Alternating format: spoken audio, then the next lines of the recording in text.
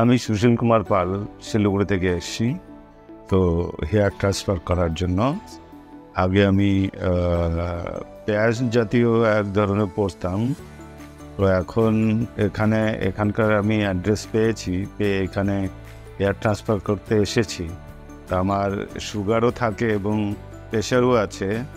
এর মধ্যে আমাকে ডাক্তারবাবু তিনি খুব ভালোভাবে আমার ট্রিট করেছেন এবং খুব ভালো হয়েছে যে হেয়ার ট্রান্সফার।